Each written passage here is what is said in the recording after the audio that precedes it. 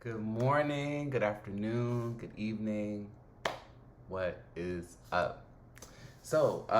It's Malcolm again. Thank you so much for tuning in to Shared Experience. I wanted to make a bit of a quicker video for you all today. And thanks so much for supporting the last one. If you like any of this content, please like, share, and subscribe. There's that little button below. The usual like YouTube intro. You know how they do. You know how it go. Today I wanted to talk to you about something that is near and dear to my heart. I'll just jump right in. Persistent thoughts need action. So, let that sit in actually. Persistent thoughts, not any passing thought, but the persistent ones, they do require some action. So let's talk about it. Your inner voice has its own intelligence. Now, you might be thinking, what do you mean by my inner voice? What is intuition? Because that's the same thing. What is that? What is intuition? Your inner voice is your authentic self speaking. It's what you really want. Deep down, it's what you really want or really want to do or really want to be. Maybe it's the clothes you've always wanted to wear but too scared, or maybe it's the job you've always wanted to go after but you never thought you could get it. That intuition is like unfiltered who you are and what you want, right? You have to, everything I say is a suggestion. I'm not a guru, a doctor, a shaman, or any of these things. But everything I'm saying, I do suggest that you trust that your intuition is intelligent. If everything was based on true logic, right? Because the brain is for logical functions, right? Doing calculations and, problem solving and things like that. If everything was logical, why do we have preferences? Why does this person like the color blue versus this person like the color red? This person likes apples, this person likes oranges. These are not logical right or wrong things. So if we have all of these things that are not based in logic, then we cannot live our lives based entirely on logic. That's just, food for thought. The voice can be numbed but never ignored. What do I mean by that? So we have that quiet inner voice, right? That it may come about when, I think it's the easiest way to come about is, I said in my last video, through meditation. When I close my eyes and I hit that floor and I'm still, my brain it works like a faucet. It's just like thoughts just pour, and everything that I'm thinking in my front of my mind, in the back of my mind, in the gut, in my heart, whatever I'm feeling truly just flows and it just comes out, and I'm just sitting there as an observer like, wow, I didn't even realize I felt this way. I didn't realize I was scared of this or excited about that or really not that interested in that. Like, it really is a revealing thing, and it is something that if you don't take the time to meditate or be still or pray or, just really check in with yourself, you'll miss out on a lot of valuable information. And I've gotten a lot of my best ideas, and I've really come to terms with a lot of difficult things through meditation alone. So I can't emphasize that enough. But back to what I was just saying, the voice can be numbed, but never ignored. What I mean by that is we've all had those days where you're having a really terrible time. Like, you're just like, I don't know how I'm gonna do it. I don't know how I'm gonna get through it. And everything is just hitting you like at the same time and left and right. And you're just feeling like, you know what? I just need to get wasted. I need to be drunk. I need to be high. I need to be on some other something to combat these feelings. That may work for that day or that week or whatever, that vacation. That may temporarily provide some relief, but the problem is it comes right back. Like, I've never heard of a person, and I'm in my 27 years, I'm not saying I've met every person, but I have not met a person who has come forward and said to me, my problems were solved by getting wasted.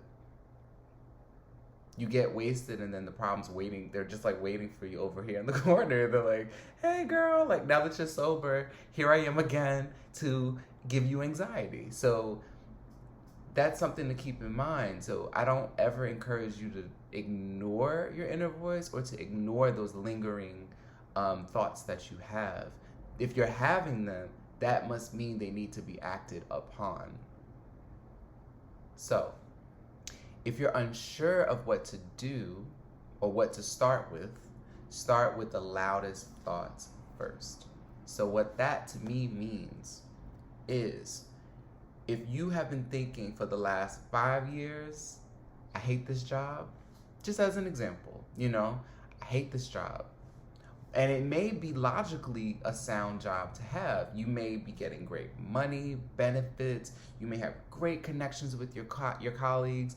You may love the office. You may love the location. But for some odd reason, it just does not work for you. There's a disconnect, and you dread going there. And you're there, and you're unhappy when you're there, and you're unhappy when you get home, and you're just not really fulfilled. It doesn't ignite a fire in you, and it doesn't excite you to go into. If you don't ever address that thing, then how can you ever see what could be? Like, I feel like even if you're like, I really, really cannot afford to lose this job, start looking for new ones. What would you rather be doing? You might as well go ahead and look on, Indeed or whatever website or whatever newspaper or whatever. Ask around your friends. Of course, not ask at the office, but ask your friends, privately. Do you know of anything in this thing that I really want to do? Because that will make you feel so much better. It's an action. It's an action towards what you want versus an action towards what you don't want, which is just saying, I hate my job, I hate my job. That puts you in a negative mood. It kills your spirit because it's every day, you're miserable there and you don't want to be there. And I'm not saying this is just about a job. This could be about anything, a relationship. It could be about the city you live in. It could be about, should I have a pet or not? If there's something that is constantly nagging at you and you don't take a step, that is what creates anxiety. That is the definition of anxiety.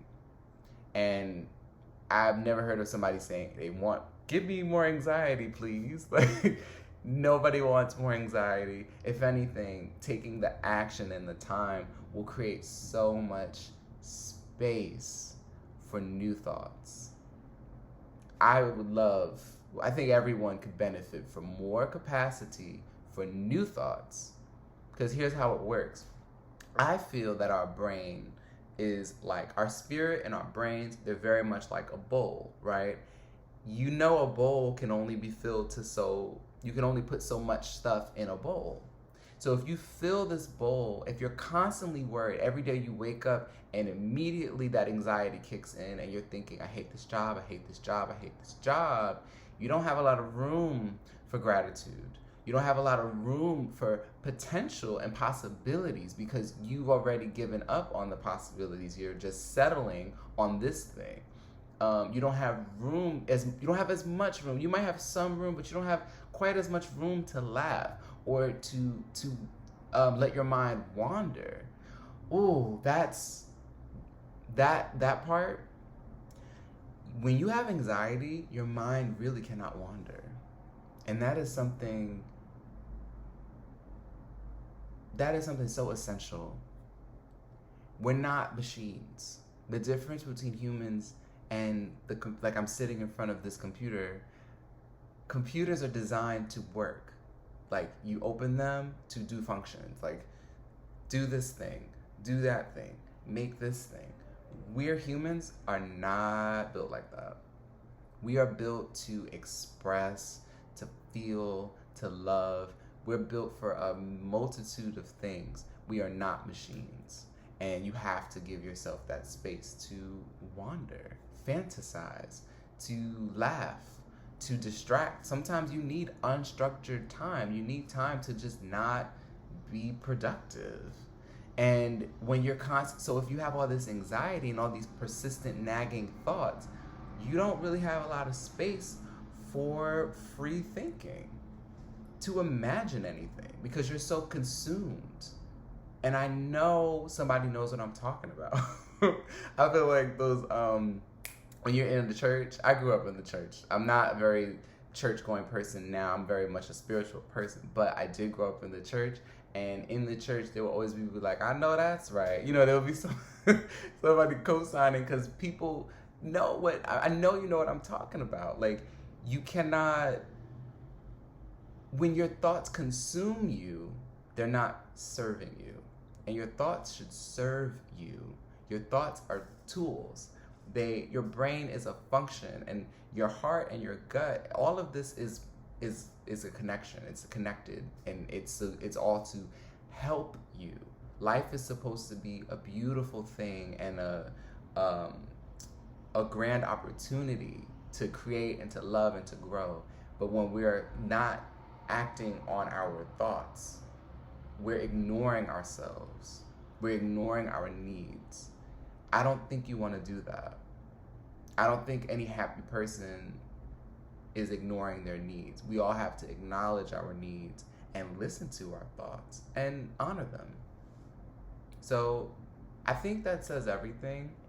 Honestly, I think I highly encourage you to take inventory, meditate, go for a walk, talk to a friend that you trust. Maybe you can just share it with the person. Maybe the first step is just acknowledging, you know what?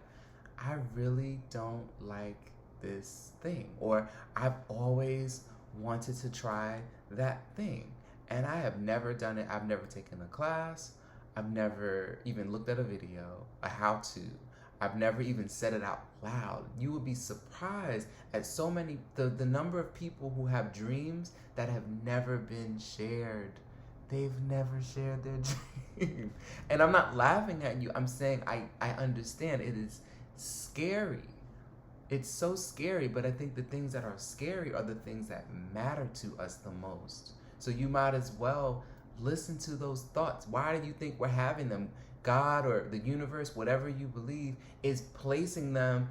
It's like beating you in the head every day, and you're just like, I don't see it.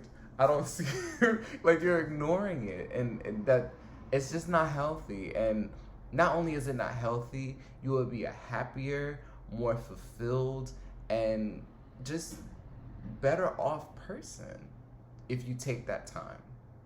So I think that covers it all. Thanks so much for tuning in.